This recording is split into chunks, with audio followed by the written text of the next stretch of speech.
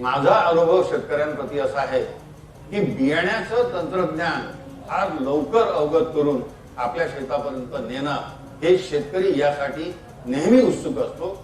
कारण कुठे ना कुठे तो कार्यक्रमाला जात असतो, कुठे ना कुठे त्या कार्यक्रमामध्ये त्यांनी अनेक प्रकारची वाहनं बघितलेली असतात. पण ती वाहनं बघत असताना ती वाहनं तयार करण्यासाठी तिथे जे काही पीक आपण पाहिलं आहे ते पीक तयार करण्यासाठी त्याच्या पाठीमागे काय नियोजन होतं, खताचं नियोजन, अन्नद्रव्यांचं नियोजन, पाण्याचं नियोजन, या सगळ्या ज्या गोष्टी होत्या. आता शेळके साहेबांनी तुम्हाला सांगितलं की मशागत ही तेवढीच महत्वाची आहे जेवढी अन्नद्रव्य नियोजन महत्वाचं. तर हे एकामेकाला पर्याय नाही, टप्प्याटप्प्याने आहे आणि विषय थोडा क्लिष्ट आहे आणि कमी वेळात मला तुम्हाला समजावण्याचा प्रयत्न करायचा आहे. तो प्रयत्न या ठिकाणी मी तुम्हाला सांगतो. नेक्स्ट.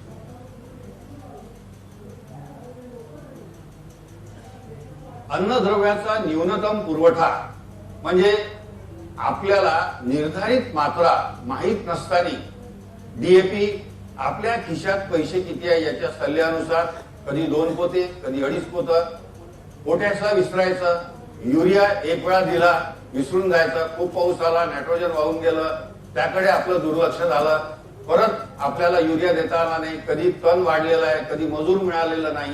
अशा पद्धतीची शेती जी चालत असते आणि कोणी कंपनीवाला किंवा कोणी मार्गदर्शक घेऊन जर तुम्हाला म्हणाला की याला सूक्ष्म आणि दुय्यम अन्नद्रव्याची जोड सुद्धा देणं तुमच्या रासायनिक खताला खूप गरजेचं आहे, तर आपण त्याला भार मानून चालतो. या ज्या गोष्टी आपण करत असतो त्या अन्नद्रव्याच्या पुरवठ्याने कपाशीचं पीक हे कमी कालावधीत कसं खंगतं याचं एक छोटस चित्रण. अगदी मध्यम वयामध्ये पानं आकृसले राहणे म्हणजे चुरडा असल्यासारखा भास होणे, त्याच्यावर कुठल्याही प्रकारचे रस ओढणारे कीटक नाही, वाजवीपेक्षा जास्त गर्द हिरवा रंग येणे, वाढ खुंटणे, पातींची फुलांची संख्या अगदी नगण्य असणे किंवा जी आहे त्याची मोठ्या प्रमाणात घट होते.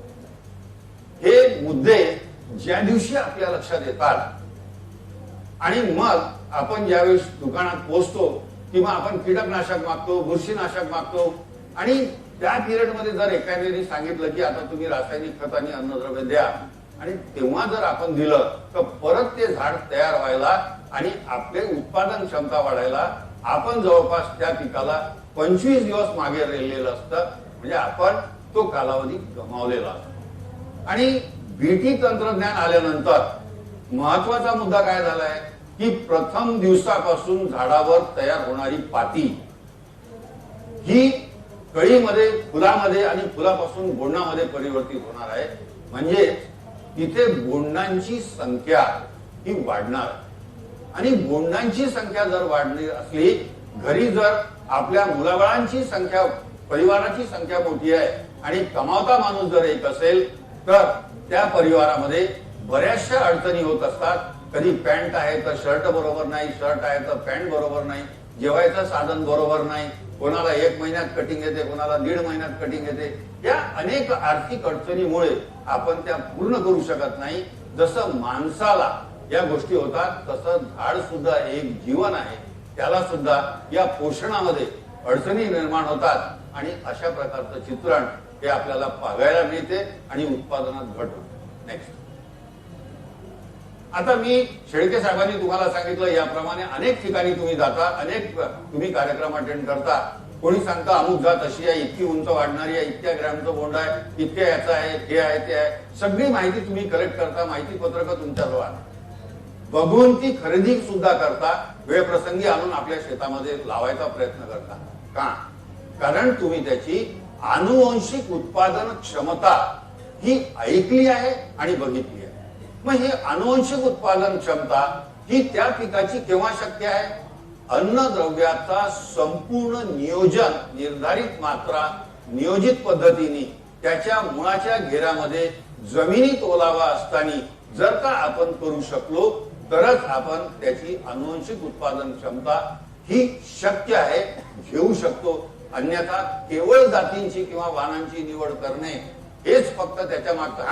वाणांची निवड करीत असताना एक भाग जो महत्वाचा आहे की रस ओढणाऱ्या किडीला ते प्रतिकारक्षम आहे का, सहनशील आहे का, पाण्याचा ताण सहन करू शकतं का, आपल्याला उभाट वाढणारं झाड पाहिजे तसं आहे का, फळफांद्यांची संख्या अधिक आहे का, या सगळ्या ज्या गोष्टी आहेत या गोष्टी आपण बघितल्यानंतर तशा पानाची निवड आपण करणे हे गरजेचं आहे. पण या सगळं चित्रण तयार व्हायला तुम्हाला या गोष्टींचा सुद्धा कडे लक्ष देणे हे अत्यंत आवश्यक राहतं. आणि हे जर आपण देऊ केलं तर पिकं कशी दिसतात.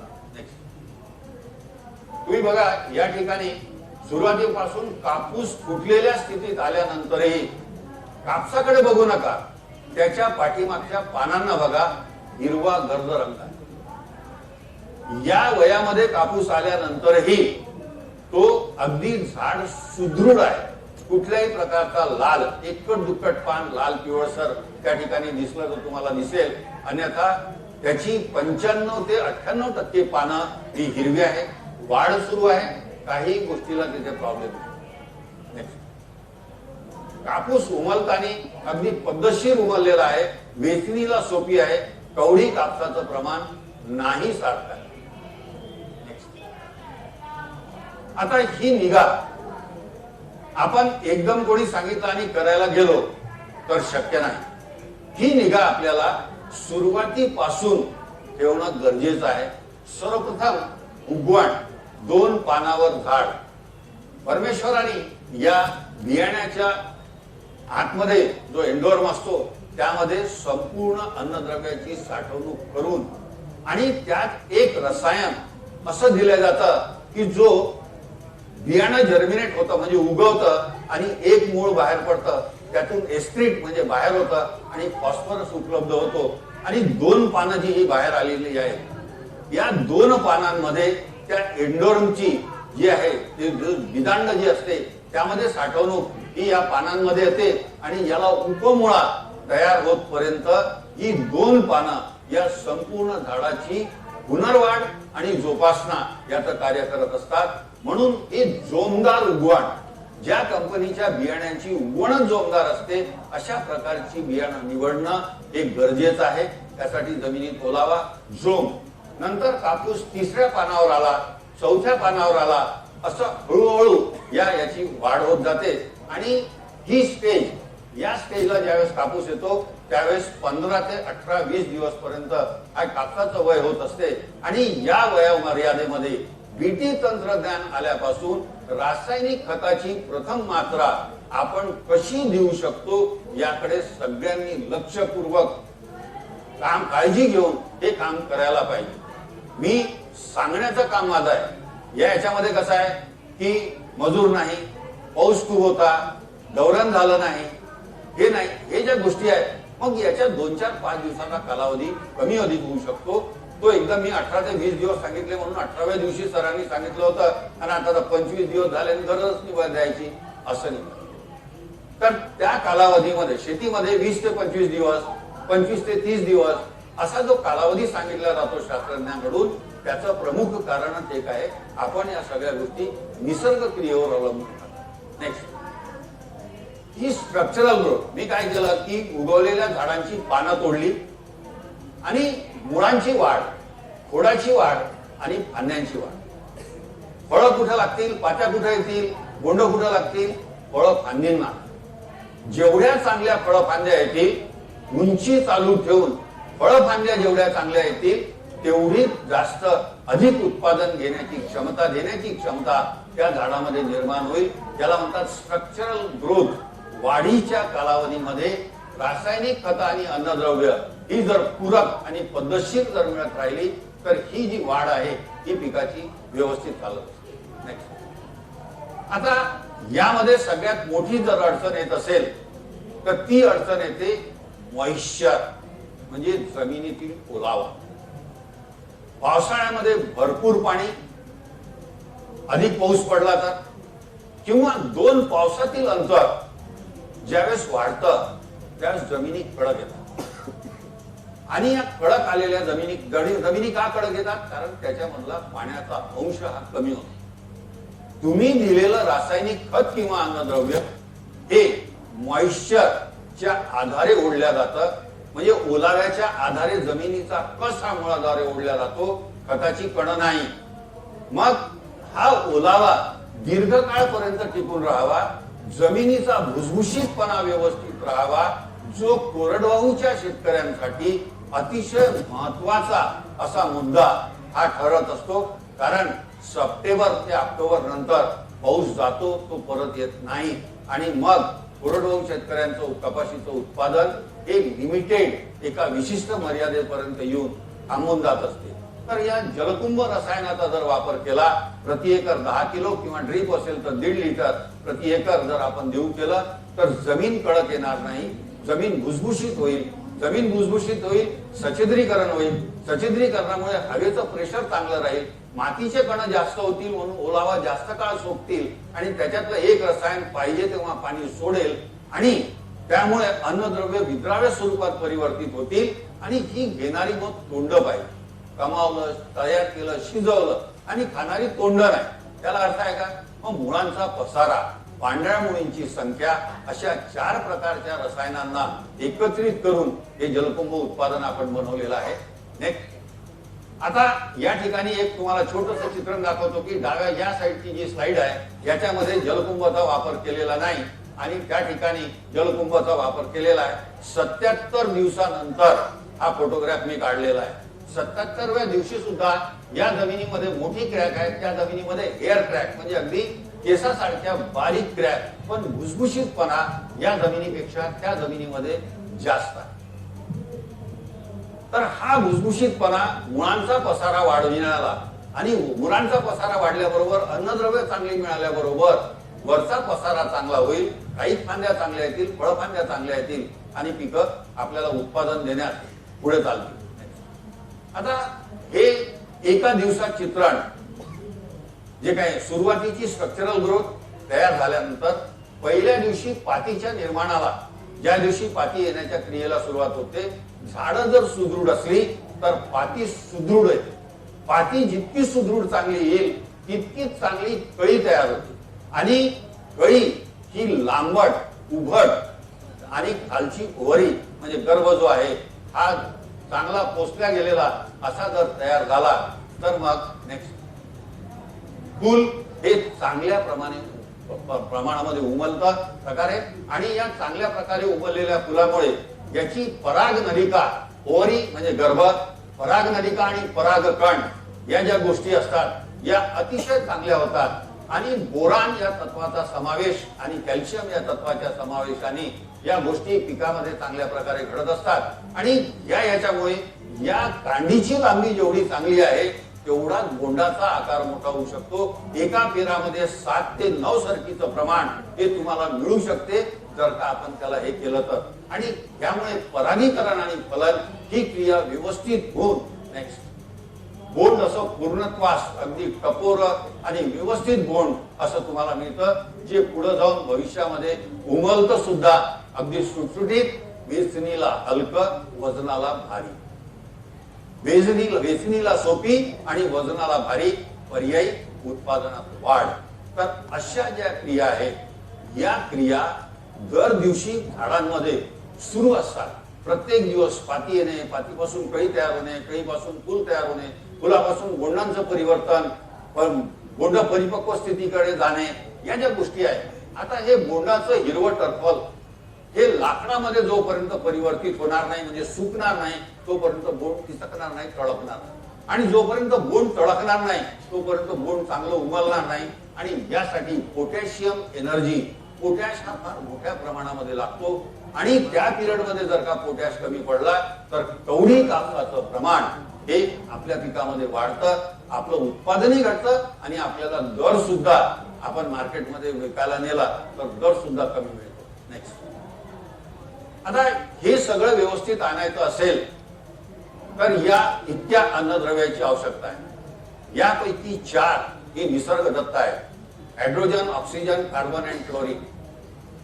हायड्रोजन जलवायू, पाणी मी आता सांगितलं, मॉइश्चर असेल तर सगळं चांगलं, पाणी असेल तर जीवन आहे, नाही तर जीवन नाही. कार्बन, कार्बन डायऑक्साईड हे एक अधातू तत्व जो वातावरणातील आणि कर्बोदके यामधून हे होऊन अन्नद्रव्य तयार करण्याची क्रिया ज्याला प्रकाश संश्लेषण क्रियेद्वारे स्वतःच अन्न स्वतः तयार करणे, पृथ्वी तलावर याच्यावर एकच जीव आहे, तो म्हणजे वनस्पती. बाकी त्याच्यावरच सगळे आधारित. स्वतःच अन्न स्वतः कोणीही तयार करू शकत नाही. जे 4 जीव आहेत, फक्त वनस्पतीला परमेश्वराने ही शक्ती दिली आहे की स्वतःच अन्न स्वतः तयार करणे. त्यासाठी लागणारा कार्बन डायऑक्साईड जो आहे हा, आणि ऑक्सिजन प्राणवायू जो आहे, ज्याला जीवन आहे त्याला लागेल, तर ऑक्सिजनही तेवढाच महत्वाचा आहे. आणि क्लोरीन हे स्टोमॅटल, बारीक कृमी पासून पिकांना वाचवणे. आणि स्टोमॅटल म्हणजे पानामधील पर्णछिद्र. ही पर्णछिद्र सूर्योदयाला उमलतात, सूर्यास्ताला बंद होतात. जे काही त्याला अवशोषित करायचं आहे, त्या अवशोषण क्रिया, फोटोसिंथेसिस, या सगळ्या गोष्टीसाठी ही स्टोमॅटल पर्णछिद्र जी आहेत ही पिकाला मदत करतात. तर वरील ही तत्व त्यासाठी मदत करतात. नत्र वाढ, हिरवळपणा. फॉस्फरस दर दिवस नवीन ग्रंथीपासून पान, फांद्या, फुलं ही तयार होण्याची क्रिया. आणि शुगर एटीपी, शर्करा ऊर्जा, ज्याला जीवन आहे. मी तुमच्या समोर बोलतो आहे, हातपाय हलवतो आहे, या गोष्टी चालल्या आहेत. हे एलसीडी तुम्हाला दिसते, याच्यासाठी लागणारी वीज आहे, ही ऊर्जा आहे. या ऊर्जेसाठी कोळसा पाणी लागतो आहे. तर आपल्या शरीरातील ऊर्जेसाठी आपल्याला शुगर, शर्करा लागते. आणि या शर्करेची निर्मिती जी आहे ही फॉस्फरस पासून पिकामध्ये होत असते. म्हणून फॉस्फरस ग्रंथी आणि शुगर एटीपी, शर्करा ऊर्जा यासाठी अत्यंत महत्वाचा आहे. त्याचं पुढचेही आणखी वेगवेगळे आहे. त्याच्यानंतर पोटॅश. सगळ्यात पहिले स्ट्रेंथ, ताकद. वाढ सुरू आहे, त्याला उभं राहण्याची ताकद. अन्यांचे जोड, पेलण्याची ताकद. जोडामधून फांदी तुटायला नको. गुण परिपक्वतेच्या स्थितीत, रायपनिंग स्टेज मध्ये असलेली पिकं, यांना पोटॅश. तुमचं कीड आणि बुरशीनाशकापासून संरक्षण देण्याच्या हिशोबाने त्याच्यामध्ये ताकद निर्माण करणे, यासाठी लागणारा घटक पोटॅश. म्हणून याची जी निर्धारित मात्रा आहे, एनपीके हे मोठ्या प्रमाणात लागतात. म्हणून यांना प्रमुख अन्नद्रव्य असं संबोधलं जातं. दुय्यम गंधक, मॅग्नेशियम आणि कॅल्शियम. गंधक, नत्राचं स्थिरीकरण झालेलं नत्र जास्तीत जास्त उपलब्ध. प्रोटीन, स्निग्ध पदार्थ, तेल यासाठी पिकाला मदत करतात. मॅग्नेशियम, हिरवळ आणि पानामध्ये तेलाची निर्मिती यासाठी पिकाला फार मोठ्या प्रमाणामध्ये मदत करत असतात. कॅल्शियम, पांढऱ्या मुळांचा पसारा आणि खोडाची मजबूती, परागनलिकेची वाढ, संगोपन. ज्याला आपण म्हणतो स्त्री गर्भवती असताना त्या स्त्रीला दूध किंवा अंड्याच्या वरचा पांढरा भाग किंवा कॅल्शियमच्या गोळ्या या दिल्या जातात. काय कारण आहे? जे उदरामध्ये बालकाचं पोषण सुरू झालेलं आहे, त्या पोषणाला सर्व गोष्टी त्या शरीरातून ज्या नलिकेद्वारे सप्लाय असतात, त्याला आम्ही प्लासेंटा, तुम्ही नाळ म्हणता, याचं संगोपन आणि बाळाची हाडपेर ही व्यवस्थित व्हावी म्हणून कॅल्शियम दिला जातं. आणि कॅल्शियम जर अपूर्ण असेल तर पोटॅश काम करत नाही, आणि बोरान नसेल तर कॅल्शियम काम करत. ते असं एकामेकाला रचनेला हे लोक आहेत. आणि मग राहिली 6 सूक्ष्म अन्नद्रव्य.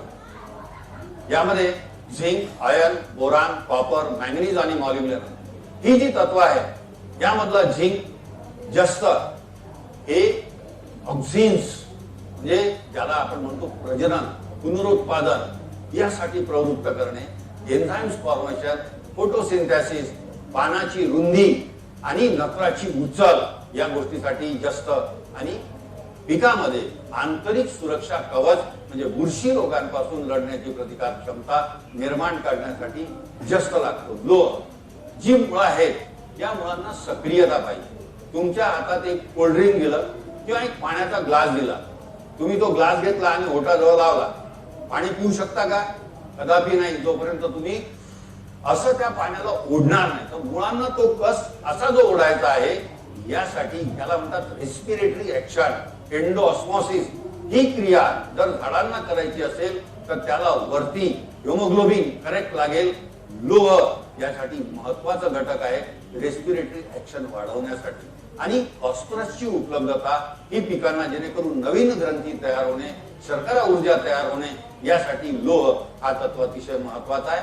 हिरवळ तयार करण्यामध्ये सुद्धा त्याची, म्हणजे HB हिमोग्लोबिन मॅनेज करण्यामध्ये, आपलं हिमोग्लोबिन कमी झालं, हिरवा भाजीपाला, चणे फुटाणे, शेंगदाणे किंवा लोहाचं इंजेक्शन, आयनचं इंजेक्शन किंवा आयनच्या गोळ्या, हे जे दिल्या जातात, because of that only boron, परागीकरण फलन, सीड सेटिंग यासाठी आणि शर्करा प्रवहन, फॉस्फरसद्वारे तयार झालेली शर्करा ऊर्जा मुळापासून शेंड्यापर्यंत पहिल्या दिवसापासून प्रवहन कार्याला बोरान आहे. लोकांच्या मनामध्ये हे बसलेलं आहे की बा फूल येईल तेव्हा बोरानचा फवारा घेऊ, कारण सांगताना सांगितलंय परागीकरण फलन, शर्करा ऊर्जा प्रवहन कार्य हे लोकांच्या नजरेतून सुटत आहे, वाचनातून सुटत आहे किंवा त्याचा हे होत नाही, म्हणून त्याची तेवढीच गरज आहे.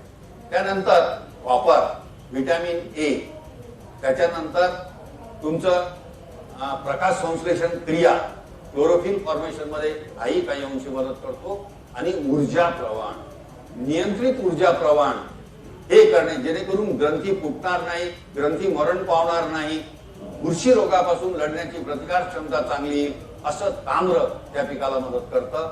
मॅंगनीज हा फॉस्फरसची, पोटॅश आणि कॅल्शियमची उपलब्धता, लिग्निन म्हणजे लगदा तयार करणे, फायबर तंतू तयार करणे, गर तयार करणे आणि ऑक्सिजन, नियंत्रित ऑक्सिजन त्याला घेता यावं यासाठी त्याला मदत करणे. आणि काही अंशी Mn आणि Mg म्हणजे मॅग्नेशियम आणि मॅंगनीज हे जवळजवळ सख्या भावासारखे आहेत. काही अंशी क्लोरोफिल मेंटेनन्स मध्ये हा Mn मोठ्या प्रमाणामध्ये. आणि आता नवीन अभ्यास एक या मंगलचा आहे की जगामध्ये नवनवीन तंत्रज्ञानाच्या अनुसार बीटी तंत्रज्ञान आल्यापासून आणि क्लोज स्पेसिंग आल्यापासून, मजूर कमी झाल्यापासून आपल्याकडे तणनाशकाचा वापर मोठ्या प्रमाणामध्ये हा भरपूर सगळ्या पिकांमध्ये सुरू झाला. आणि तणनाशक वापर असताना तुम्हाला माहिती मिळते की तणनाशक जमिनीला लागलं तर न्यूट्रल होते, मातीला लागलं तर बिलकुल काही प्रॉब्लेम नाही, केमिकली अगदी करेक्ट आहे.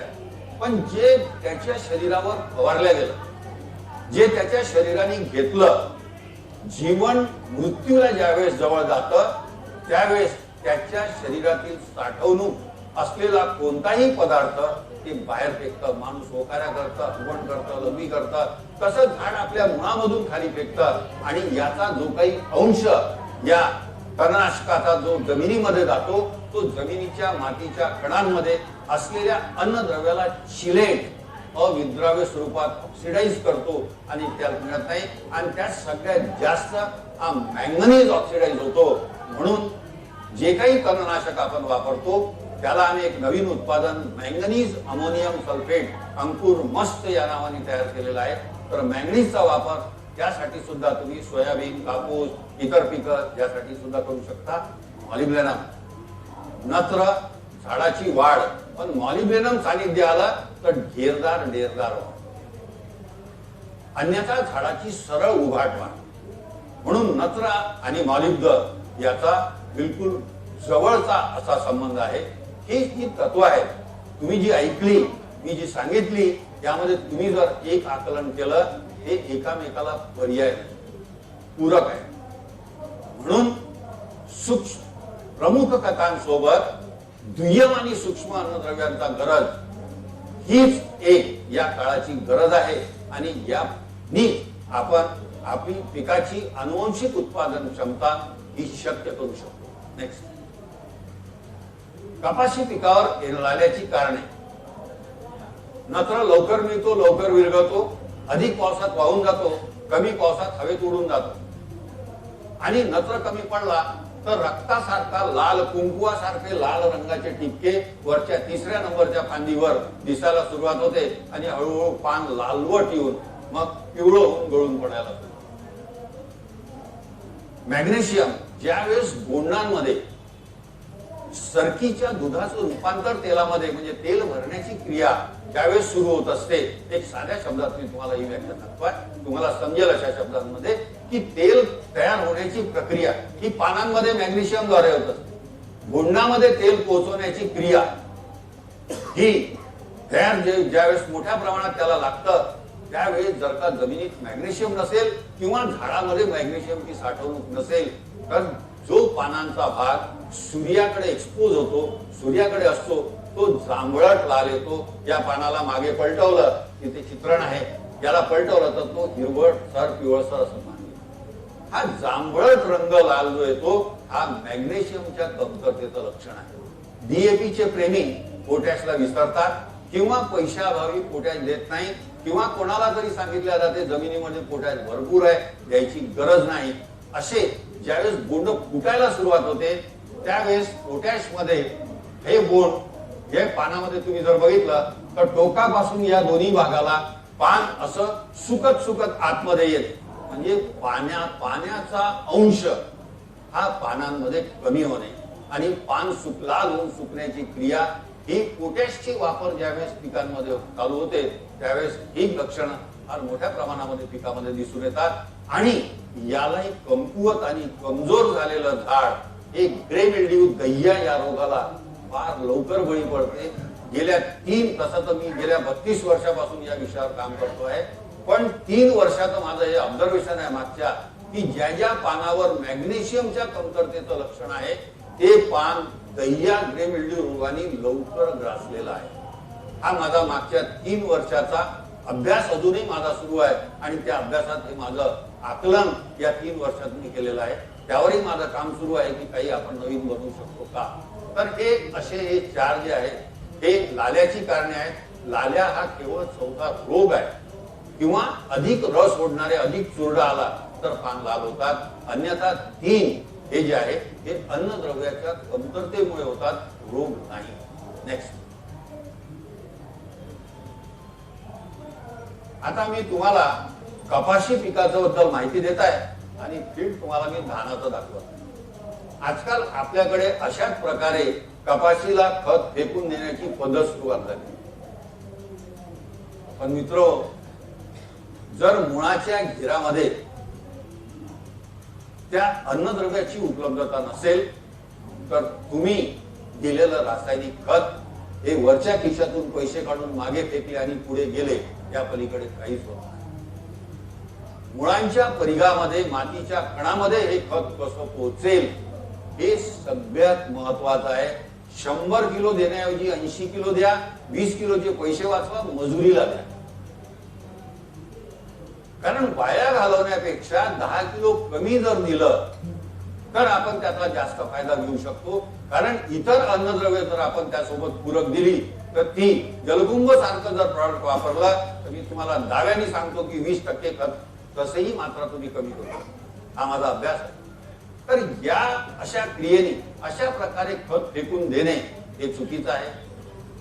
शेळके साहेबांनी तुम्हाला रासायनिक खताची मात्रा ही सांगितली आहे. पिटी कपाशी ओली 80-40-40 आणि कोरडवाहू 60-30-30 ही शासनाने निर्धारित केलेली, शास्त्रज्ञांनी काम करून निर्धारित केलेली मात्रा आहे. यामधला फॉस्फरस एका दमाने, पोटॅश 2दा आणि नत्र मात्र ओलिताला 3, 4, 5 वेळा जितक्यांदा विभागून देता येईल. 80 ऐवजी 100 किलो जरी झाला तर ओलिताला तरीही काळजी नाही, नुकसान काही होणार नाही. फक्त टप्प्याटप्प्याने द्या, जेणेकरून ते वाहूनही जाणार नाही, उडूनही जाणार नाही. पिकाला पाहिजे त्या स्टेजमध्ये पिकं घेत राहतील आणि तुम्हाला त्यापासून फायदा होईल. पातीगळ होणार नाही, बवणांचा आकार म्हणजे कळीचा आकार मोठा होईल, पुढणांचा आकार मोठा होईल आणि उत्पादन वाढेल. फॉस्फरसची मात्रा एकदा यासाठी देणं गरजेचं आहे की त्याला 35, 40, 45, 50 दिवस पर्यंत विद्राव्य होऊन मिळतात. जमिनीचा मजदूर, पाण्याचा ओलावा, आपल्याकडे सेंद्रिय कर्म हे सगळे त्या कारण त्याच्यावरती त्याची उपलब्धता अवलंबून आहे. पोटॅशलाही 25-30 दिवस लागतात. पोटॅश पहिल्यांदा एकदा आणि मग ज्यावेळेस 75 दिवसाचा कापूस असतो, 100 दिवसा 75 ते 100 दिवसाच्या दरम्यान 90 दिवसाच्या, त्यावेळेस जो युरियाचा आपण हप्ता देतो, युरिया, मॅग्नेशियम आणि पोटॅश असं कॉम्बिनेशन दिल्यास आपल्याला चांगल्या प्रकारे कपाशी पिकाचा त्याचा फायदा करून घेता येऊ शकतो. नेक्स्ट. आता सूक्ष्म अन्नद्रव्य, झिंक आहे, बोरान आहे, कॉपर आहे, मॅंगनीज आहे, मी तुम्हाला सगळं सांगितलं.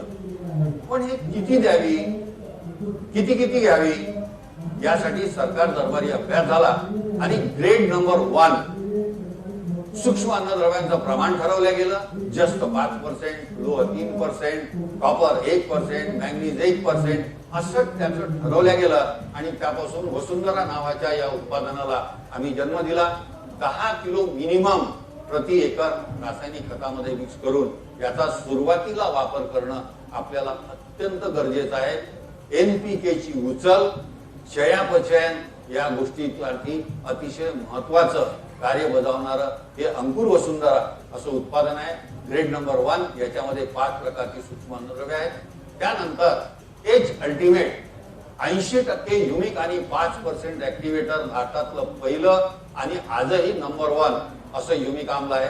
एच अल्टिमेट ग्रॅन्युअल्स 4 किलो एकरी, काही अंशी शेणखताला पर्याय. शेणखताची मात्रा दिवसेंदिवस प्रति एकर वापरणं कठीण चालले. शेणखतामध्ये काय ऊब आणि काही तत्व त्या उभेमुळे जी तयार होतात, जमिनीची पोत सुधारते. तर असं ह्युमिक ह्युमस म्हणजे जमिनी ऊब तयार होते आणि कण भुसभुशीत होतात, पाणी जास्त वेळ टिकून राहतं आणि रासायनिक खतं जी अविद्राव्य स्वरूपात पूर्वसंचित आहेत ती विद्राव्य स्वरूपात परिवर्तित होतात आणि आपली पहिलेची साठवणूक हे पिकाला उपलब्ध करून देतात. म्हणून या स्टेज पासून या स्टेज पर्यंत येण्यासाठी या स्टेजला पहिल्यांदा या उंचीचे झाडं ज्यावेळेस होतात त्यावेळेस रासायनिक खतासोबत अल्टिमेट आणि वसुंधरा हे देणं अपरिहार्य गरजेचं आहे.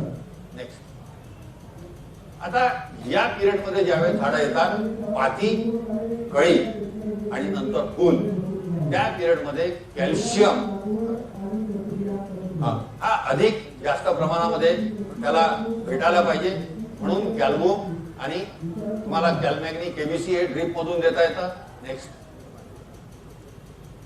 एवढं सगळं करूनही फवारणीद्वारे सूक्ष्म अन्नद्रव्याची गरज भासते का, हा महत्वाचा प्रश्न आहे आणि त्याला माझं उत्तर आहे हो. कारण वातावरण तुमच्या हातात नाही. आकस्मिक बदल, वातावरणात होणारे बदल हे पिकाची जमिनीमध्ये उपलब्ध अन्नद्रव्यांची उचल कमी अधिक करण्यासाठी सगळ्यात मोठं हर्डल आडकाठी आहे. त्यामुळे अशा पिरियड मध्ये सूर्योदय होत नाही आहे, पाऊस पडलेला आहे, थोडं जास्त पाऊस नाही आहे, जमिनीला मॉइश्चर कमी झालेला आहे, अशा पिरियड मध्ये फवारणीद्वारे सूक्ष्म अन्नद्रव्य देणं हे अत्यंत आवश्यक आहे. त्यासाठी ग्रेड नंबर 2 पूर्ती रसना याचा वापर करू शकता. नेक्स्ट, ही नवीन उत्पादनं काही आम्ही गरजेची केलेली आहे. याची अधिक माहिती तुम्हाला लास्ट डोम अंकुरचा स्टॉल आहे या ठिकाणी त्याची जास्त माहिती, कारण इथे वेळ कमी आहे. नेक्स्ट, डिफेन्स, मर रोग आणि बुरशी रोग यापासून.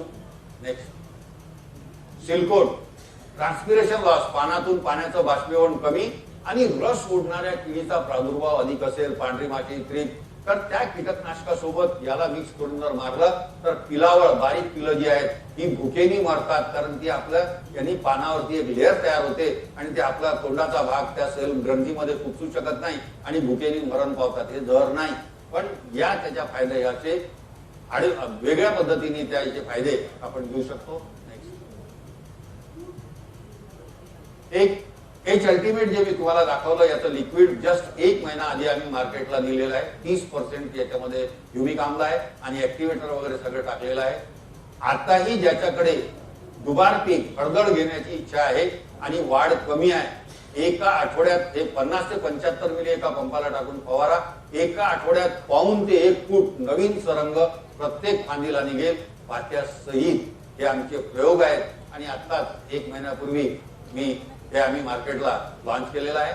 इथे डोम, तिकडून शेवटचा जो डोम आहे स्टॉल, तिथे अंकुरचा स्टॉल आहे. तिथे अंकुर आणि धरती या दोन्हीची, त्याच्यात विविध प्रकारची माहिती पत्रकं, माहिती देणारी माणसं ही सगळी उपलब्ध आहेत.